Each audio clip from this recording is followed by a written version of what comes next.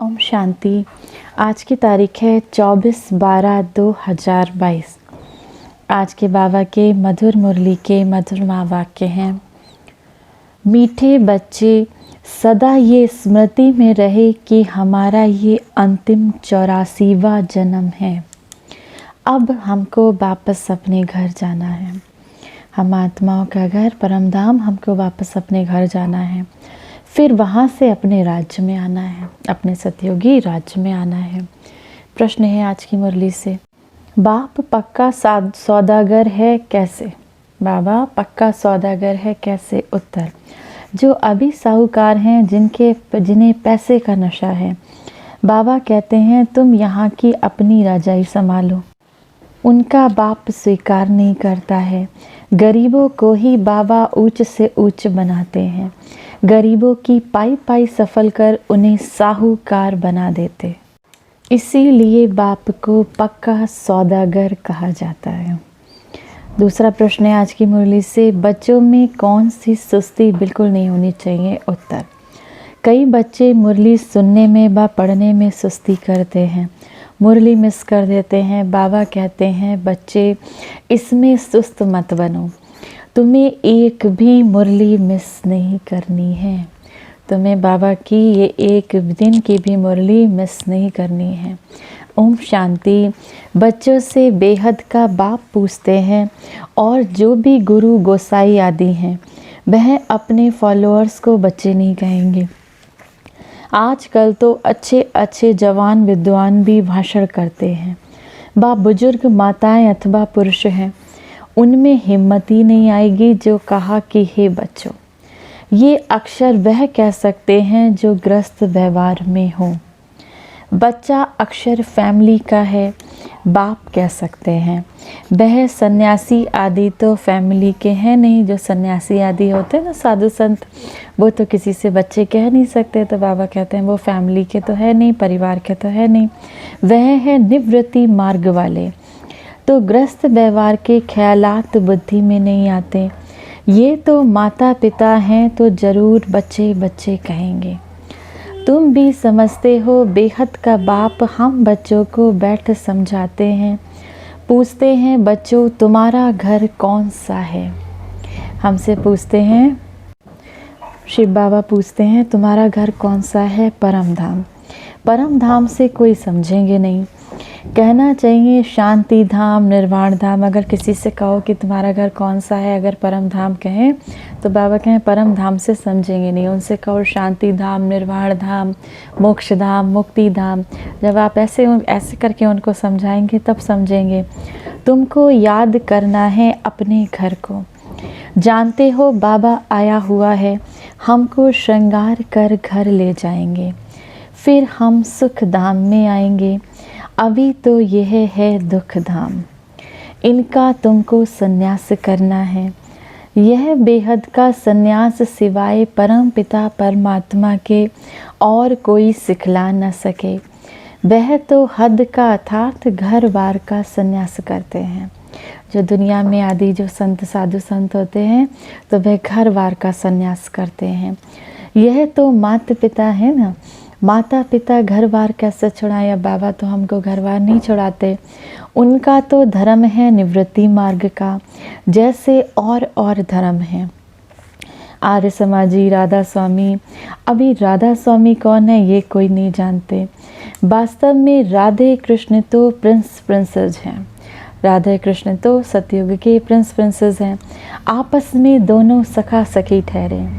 उनको राधा का स्वामी नहीं कहेंगे। जब राधा का स्वामी बनता है फिर नाम बदलकर लक्ष्मी नारायण नाम पड़ेगा। जब छोटे थे, बचपन में थे तो उनका नाम था राधे कृष्ण। जब बड़े हुए तो उनका नाम पड़ गया लक्ष्मी नारायण। श्री नारायण स्वामी हैं। हाँ, जब तक शादी नहीं की है तब तक स्वामी नहीं कहेंगे। ये समझने की बातें हैं। बाप ने बच्चों से पूछा अपना शांति धाम सुख धाम याद है? श्री बाबा बच्चों से पूछते हैं अपना शांति धाम सुख धाम याद है? ये रावणपुरी दुख धाम है, पूरी रहने की होती है। रावणपुरी में राम सीता है नहीं। अब ये रावणपुरी माना कलयुग, ये क्या है, दुख धाम है। तो बाबा क्या यहाँ राम सीता तो है नहीं। यूँ तो तुम सब सीताएं हो और बाप कहते हैं मैं हूँ राम। बाबा कहते हैं तुम सब सीताएं हो, मैं हूँ राम। मुझे तुम सीताओं को रावण की जेल से माना 5 विकारों से छुड़ाना है। जो सारी दुनिया समुद्र के बीच में है, उन पर रावण का राज्य है। राम राज्य तो सतयुग में था, जिसमें लक्ष्मी नारायण राज्य करते थे, परंतु उस समय और कोई खंड ना होने के कारण कहा जाता था यह भी विश्व के मालिक हैं भारत के मालिक, और कोई खंडों का नाम निशान नहीं रहता।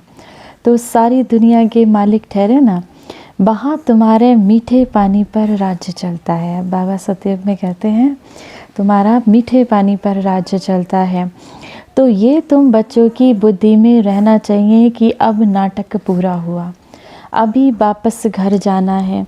हमने 84 का चक्र लगाया है। मनुष्यों की बुद्धि में कुछ नहीं आता, ऐसे ही सुनी सुनाई बात कह देते हैं। तुम जानते हो हम 84 का चक्कर लगा कर आए हैं, अभी हमको वापस जाना है, फिर नए सिरे से सुख चक्र शुरू होगा। पुरानी दुनिया कलयुग से नए सिरे से शुरू नहीं हो सकती, परंतु नया चक्र सतयुग से शुरू होगा। ये सब बातें तुम बच्चों को ही समझाई जाती हैं, परंतु कितनी बातें बच्चे भूल जाते हैं। धारणा न होने के कारण फिर वह खुशी का पारा नहीं चढ़ सकता। हमारा ये 84वां अंतिम जन्म है, फिर हम अपने घर जाएंगे। जब तक पवित्र नहीं बने तब तक कोई वापस जा नहीं सकते। जन्म लेना ही है। जो तुम पहले पहले थे अब पिछाड़ी में हो। सब धर्म वाले अभी अंत में भिन्न नाम रूप देश काल में हैं। गुरु नानक जिसने सिख धर्म की स्थापना की, अब उसकी आत्मा कहाँ है? यहाँ ही भिन्न नाम रूप में है। अब गुरु नानक वगैरह जिसने भी जिस धर्म की स्थापना की, तो बाबा कहते हैं वो भी अपने जन्म लेते लेते आज भी कहीं ना कहीं किसी रूप में होंगे। सबको पूरा पाठ बजाना ही है। अभी तुम पुरुषार्थ कर रहे हो नई दुनिया में जाने के लिए।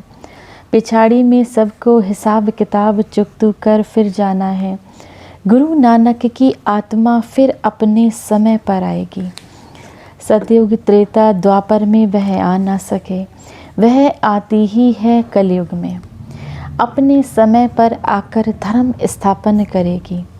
नंबर बार अवतार आते हैं जो आकर अपना धर्म स्थापन करते हैं। द्वापर से नंबर बार बाबा कहते हैं अवतार आते हैं जो अपना अपना धर्म स्थापन करते हैं। पहला नंबर अवतार है भगवान का। अब निराकार कैसे अवतार लें, बताते हैं। मैंने इस चोले का आधार लिया है। निराकार शिव बाबा कहते हैं मैंने ब्रह्मा बाबा के इस चोले का, इस शरीर का आधार लिया है। ये अपने जन्मों को नहीं जानते। शरीर तो इनका है, शरीर तो ब्रह्मा बाबा का है। गाया भी जाता है आए देश पर आए, और सब अपने देश अपने शरीर में आते हैं। हाँ, धर्म स्थापक दूसरे के शरीर में आ सकते हैं, फिर उनका नाम होता है। पवित्र आत्मा आकर प्रवेश करेगी। जो पहली आत्मा है वह धर्म स्थापन नहीं करेगी। जो आत्मा प्रवेश करेगी वही स्थापन करेगी। सितम आदि पहले वाली आत्मा सहन करती हैं।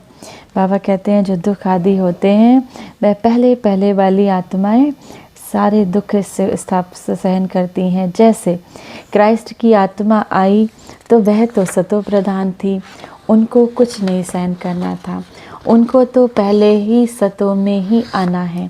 तो जो पहली आत्मा है वह सहन करती है। दुख तो आत्मा को ही होता है क्योंकि वह शरीर के साथ है। धर्मराज भी शरीर धारण कराए सजाए देंगे। आत्माओं को फील होता है कि हम सजा खा रहे हैं, इसीलिए कहा जाता है पाप आत्मा पुण्यात्मा। आत्माओं को ही ये अनुभव होता है कि हम सजा खा रहे हैं, तो इसीलिए कहा जाता है पाप आत्मा पुण्यात्मा। पाप शरीर पुण्य शरीर नहीं कहा जाता है। सन्यासी तो कह देते हैं आत्मा निर्लेप है, शरीर पर पाप लगता है। अनेक प्रकार के गुरु लोग हैं। बाबा ने बहुत गुरुओं का अनुभव किया। बाबा हर एक से पूछते रहते थे। ब्रह्मा बाबा ने बहुत गुरुओं के अनुभव किया, बहुत उन्होंने गुरु किए, तो वे हर एक से पूछते थे कि सन्यास क्यों किया, घर बार कैसे छोड़ा, तो कोई नहीं बतलाते थे। तो मैं कहता था मैं कैसे समझूं, मैं भी कर सकूंगा या नहीं। ऐसी ऐसी बातें समझदारी से करते थे। अभी समझते हैं कि ये सारा मनुष्य रूपी झाड़ है, इनकी जड़ जड़ीभूत अवस्था है। अभी फिर से नया शुरू होना है। अब ये मनुष्य रूपी सृष्टि सतयुग से फिर से नई शुरू होनी है। अभी तो जैसे सारा कल्प में बाबा कहते हैं जैसे ये जड़ी भूत हो गई, माना दुख चारों तरफ, अशांति दुख घोर कलयुग है, तो ये जड़ी भूत अवस्था है। अब जब सतयुग से फिर से नया शुरू होना है, प्रलय तो होती नहीं। शास्त्रों में महाप्रलय दिखाई है, वह तो होती नहीं। कहते हैं श्री कृष्ण सागर में पीपल के पत्ते पर आया। ये सब हैं गपोड़े, ये सब बातें बैठ बनाते हैं। बाप कहते हैं मैं तो आता हूँ आदि सनातन देवी देवा धर्म की स्थापना करने। बाबा कहते हैं मैं आता हूँ आदि सनातन देवी देवता धर्म की स्थापना करने। हमेशा पहले स्थापना फिर विनाश फिर पालना, ऐसे कहना चाहिए। कैसे कहना चाहिए? पहले स्थापना फिर विनाश फिर पालना। ऐसे नहीं कि पहले स्थापना पालना फिर पीछे विनाश कहो, नहीं, पहले स्थापना विनाश फिर पालना। तो कोई सेंसिबल सुनेगा तो कहेगा ये तो तोते मुआफिक पड़े हुए हैं, स्थापना पालना फिर विनाश कैसे होगा। इसीलिए कायदे मुजीब करेक्ट अक्षर बोलने हैं। स्थापना विनाश फिर पालना, स्थापना विनाश पालना। अभी ऊंचे से ऊंच बाप की तुमको श्रीमत मिलती है, देते हैं ब्रह्मा के तन द्वारा। ये बाबा का शरीर मुकर्रर है। ये जो ब्रह्मा बाबा का शरीर बाबा ने लिया हुआ है, तो बाबा कहते हैं ये शरीर मुकर्रर है। सेंसिबल बच्चे जो होंगे उनको कोई राय पूछनी होगी तो श्रीमत लेंगे। श्रीमत पर चलने से कभी धोखा नहीं खाएंगे। शिव बाबा को ही श्रीमत है। बाबा थोड़े दूर थोड़े ही है। बाप देखते हैं बच्चे जब गलत चलते हैं, जब रॉन्ग रास्ते पर चलते हैं, तो बाप राइट चलते हैं। हर एक को सर्जन से राय मिल सकती है। अगर बच्चे गलत रास्ते पर चलें या सही पर, तो बाबा तो सबको राय देता है, तो बाबा की सबको श्रीमत मिल सकती है। यह है सबसे बड़ा सर्जन। शिव बाबा है सब आत्माओं का डॉक्टर, सर्जन, जो हमें इन बीमारियों से छुड़ाते हैं, दुखों से छुड़ाते हैं। कोई भी बात में तकलीफ़ हो तो बाबा बैठा है। श्रीमत पर चलते रहो। समझो कोई गरीब बच्चा है, धारणा अच्छी है, सर्व सिविल है, परंतु गरीब है, इसीलिए आकर मिल नहीं सकता। ऐसे को टिकट भी मिल सकती है। बाबा अपने गरीब बच्चों से बहुत प्यार करता है। बाबा कहता है ऐसा है, माना कोई बहुत अच्छा बच्चा है, गरीब है, धारणा अच्छी है, सर्विस भी बहुत अच्छी करता है, गरीब है लेकिन मिल नहीं सकता, तो बाबा के ऐसे को भी टिकट मिल सकती है, क्योंकि बाबा तो गरीब निवाज है ना। ऐसे तो बाप को बच्चे चाहिए जो गरीब से गरीब हों और पढ़कर ऊंचे से ऊंचा चढ़ जाएं। आजकल सब गरीब हैं। 10-20 लाख तो कुछ भी नहीं, 10-20 करोड़ हो तो साहूकार कहा जाए। बाबा ने समझाया है पदमपति ये बरसा ले नहीं सकेंगे, वह अर्पण हो न सके ना, तो बाबा अलाउ करेंगे। बाबा कहते हैं जो बहुत धनी है उनकी बुद्धि में तो ये फंसेगा नहीं, क्योंकि वो तो उन्हें अपने धन का नशा है। गरीबों की पाई पाई सफल होती है। ऐसी क्या पड़ी है, ये भी पक्का सौदागर है, इसीलिए साहूकार आते ही नहीं हैं। बाप कहते हैं तुम अपनी रजाई संभालते रहो। अब तुम बच्चे जानते हो बाबा आकर सब वेदों शास्त्रों का सार समझाते हैं। यह भी बाबा ने समझाया है। विष्णु को ब्रह्मा बनने में 5000 साल लगते हैं। ये बात भी बाबा बैठ समझाते हैं।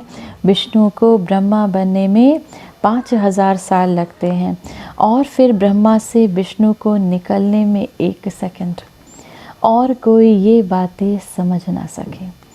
बाबा कितना अच्छा हिसाब समझाते हैं। बाबा तो बहुत अच्छे हिसाब से समझाते हैं।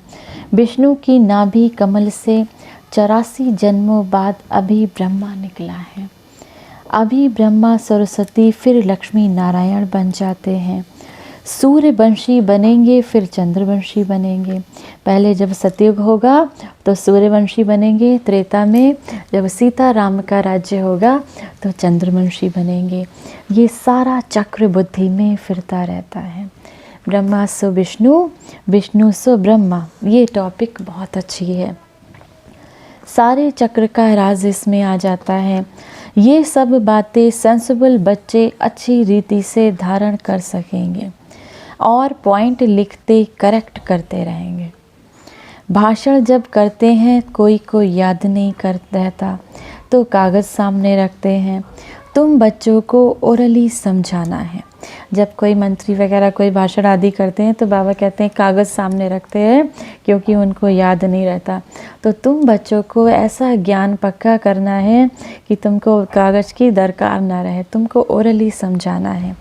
बैरिस्टर लोग बहुत अभ्यास करते हैं, फिर दूसरा वकील आर्ग्यू करेंगे तो किताब खोल कर देखेंगे, फिर बोलेंगे जज साहब देखो फलानी ला बुक में यह है। अब बाबा कहते हैं जब बहुत वकील लोग जब आर्ग्यू करते हैं जब किसी चीज़ को, तो क्या करेंगे बैरिस्टर लोग क्या करते हैं, बाबा कहते हैं बहुत, फिर जज साहब से कहते हैं देखो जज साहब ऐसी की जो कानून की किताब है उसकी धारा में ऐसा ऐसा लिखा है, फिर कहेंगे फ़लाने बुक में ये है। उन्हों के पास बहुत सारी पॉइंट्स रहती हैं। इंजीनियर की भी बुद्धि बहुत चलती है। तो हमको ऐसे ऐसे प्लान्स बनाने हैं, तुमको भी विचार चलाना है। अब बाबा कहते हैं तुमको भी ज्ञान सागर मंथन करते करते नई नई पॉइंट्स नए नए प्लान्स बनाने हैं और ऐसे ही विचार सागर चलाना है, विचार मंथन चलाना है। टॉपिक की लिस्ट बनानी चाहिए कि कौन कौन से टॉपिक पर हम अच्छी रीति से समझा सकते हैं। इस पर ये पॉइंट समझाएंगे, फिर सारी नॉलेज बुद्धि में आ जाएगी। फिर एक्यूरेट भाषण करेंगे। अचानक भाषण करेंगे तो गड़बड़ होगी। ये भी नंबर बार प्रैक्टिस है। तब तो जो तीखे हैं उनको बुलाते हैं, जो तीखे हैं जो बहुत अच्छी से बाबा के ज्ञान को समझा सकते हैं उन्हीं को भाषण के लिए बुलाते हैं, आकर भाषण करो। समझते हैं ये बड़ी बहन है। भाइयों में जगदीश होशियार है। ब्रह्मा बाबा जगदीश बाबा को बहुत बिल्कुल उनके राइट हैंड की तरह जगदीश भाई जी ने हमेशा काम किया। तो बाबा कहते हैं भाइयों में जगदीश भाई जी बहुत होशियार थे। उनकी बहुत सारी बुक्स भी अभी भी हैं हमारे, तो उनकी कभी भी आप कभी देखिएगा, उनकी अगर क्लास सुनने का मौका मिले तो जगदीश भाई जी की क्लास ज़रूर सुनिएगा, बहुत अच्छे थे। और ब्रह्मा बाबा के राइट हैंड बनकर उन्होंने हमेशा कदम से कदम बाबा के मिलाकर साथ दिया। तो कहेंगे ये बड़ा भाई है। अब जगदीश भाई जी के लिए कहेंगे बड़ा भाई है, तो फिर उनका रिगार्ड पूरा रखना चाहिए। फिर बड़े का काम है छोटों को सिखाना। स्कूल में मैनर्स भी सिखलाते हैं, इसमें भी मैनर्स अच्छे चाहिए। दैवी गुण धारण करने हैं, मूडी नहीं बनना है। कभी मीठा कभी कैसा, वह फिर सर्विस नहीं कर सकते। बहुत मीठा बनना चाहिए, बहुत प्यार से किसको समझाना है, तब अच्छा पद मिल सकता है। सभी को राजी करना है। ये तो जानते हो बाबा आकर सभी मनुष्य मात्र को खुश करते हैं। शिव बाबा आते हैं तो हम सब आत्माओं का कल्याण करते हैं, तो सबको खुश करते हैं, क्योंकि वो कौन है, वो तो है ही सर्व के सद्गति दाता, सर्व को सुख शांति देने वाले, प्रेम का सागर, सुख का सागर। तुम्हारा बाप है तो बाप जैसा मीठा बनना पड़े। जैसे हमारा पिता है तो बाबा कहते हैं तुम्हारा पिता है तो तुम्हें भी उनके जैसा मीठा बनना पड़े। तुम कल्प कल्प बाप का शिव निकालते हो, तुम्हारे द्वारा ही शिव बाबा प्रत्यक्ष होता है, तो तुम कल्प कल्प बाप का शिव निकालते हो। शिव शक्ति पांडव सेना तुम स्वर्ग की स्थापना करते हो। टाइम लगता है जब तक आसुरी गुण बदल दैवी गुण बन जाएं। आत्मा पर जो जंक चढ़ी हुई है, जो कट चढ़ी हुई है, वह कैसे निकलेगी। अब जो विकारों की, जो पाप की, जो विकर्मों की कट चढ़ी हुई है, तो बाबा कहते हैं वो कैसे निकलेगी। योग के बल से। जितना जितना अपने को आत्मा समझकर बाबा को याद करेंगे, उस योग के बल से आत्मा से ये विकर्मों रूपी बोझा, माना ये जंक निकलती जाएगी। जितना बाबा की याद में रहेंगे उतना कट उतरेगी। बच्चों को मुरली एक भी मिस नहीं करनी चाहिए। बहुत बच्चे सुस्त हैं जो कभी मुरली भी नहीं पढ़ते, उनके पास इतनी भी फुर्सत नहीं होती, तो बाबा कहें वो मुरली नहीं पढ़ते। अरे मुरली ना पढ़ सकें तो बाबा कहते हैं इतना तो कर सकते हैं, धारणा पढ़ सकते हैं। धारणा के लिए मुख्य सार, शॉर्ट मुरली पढ़ सकते हैं। उतना भी समय नहीं है तो वरदान सुन सकते हैं, और अगर उतना भी समय नहीं है तो एक 15 सेकंड का स्लोगन तो सुन ही सकते हैं। तो बाबा कहें बच्चे मुरली नहीं पढ़ते, उसमें पढ़ने में बहुत सुस्त करते हैं, तो कभी भी मुरली मिस नहीं करना है। मुरली में बहुत अच्छी अच्छी पॉइंट्स निकलती हैं, तो कभी भी मुरली मिस नहीं होनी चाहिए। परंतु बाबा जानते हैं अच्छे अच्छे बीके भी मुरली की परवाह नहीं करते, समझते हैं हम होशियार हैं। अब वो समझते हैं हमको सारा ज्ञान मिल गया तो हम होशियार हैं। तो बहुत से ऐसे बच्चे हैं बाबा के जो बाबा कहते हैं मुरली की परवाह नहीं करते हैं। अच्छा, मीठे मीठे सिके लदे बच्चों प्रति माता पिता बाप दादा का याद प्यार और गुड मॉर्निंग।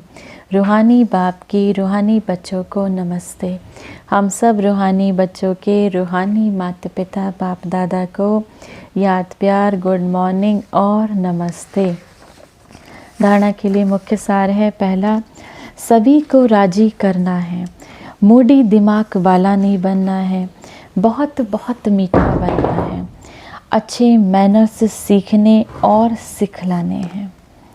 दूसरा, हर कदम पर सुप्रीम सर्जन से राय लेनी है, श्रीमत पर चलते रहना है, सेंसिबल बनकर हर पॉइंट स्वयं में धारण करनी है।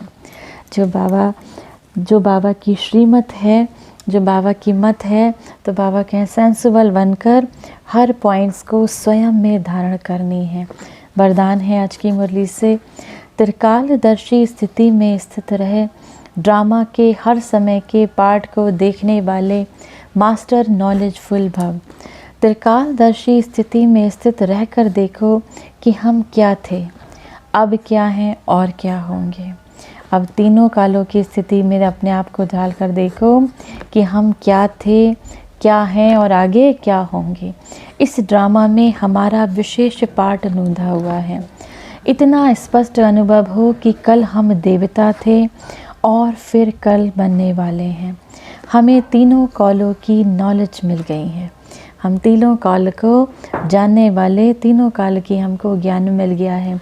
जैसे कोई भी देश में जब टॉप पॉइंट पर खड़े होकर सारे शहर को देखते हैं तो मज़ा आता है, ऐसे संगम युग टॉप पॉइंट है। इस पर खड़े होकर नॉलेजफुल बन हर पार्ट को देखो तो मज़ा, बहुत मज़ा आएगा। अब संगम युग पर खड़े होकर अपने बाबा कहते हैं देखो हम पहले क्या थे, अब हम कहाँ पर खड़े हैं और आगे हम क्या बनने जा रहे हैं। तो इस पर खड़े होकर, ये टॉप पॉइंट है, इस पर खड़े होकर अपना सब देखना है, चेक करना है, अपना सुदर्शन चक्र फिराते रहना है। स्लोगन है आज की मुरली से, जो सदा योग युक्त हैं उन्हें सर्व का सहयोग स्वतः प्राप्त होता है। जो सदा योग युक्त हैं, जो सदा बाबा की याद में स्थित हैं, उन्हें सर्व का सहयोग स्वतः प्राप्त होता है। आज की मुरली से सम्मान का अभ्यास करेंगे। मैं परम पवित्र आत्मा हूँ, आत्मा का ये गुण है हमारा, इसका हम अभ्यास करेंगे। हम अपनी आत्मा में इन 7 गुणों का अभ्यास हर दिन करते रहेंगे और 7 गुणों को स्वयं में समाकर मैं आत्मा सतोगुणी बन जाऊंगी। तो आज बाबा ने कहा है कि हमें मुरली कभी भी मिस नहीं करनी है, चाहे जो भी हो जाए मुरली पढ़ने में सुस्ती नहीं दिखानी है। अच्छा, ओम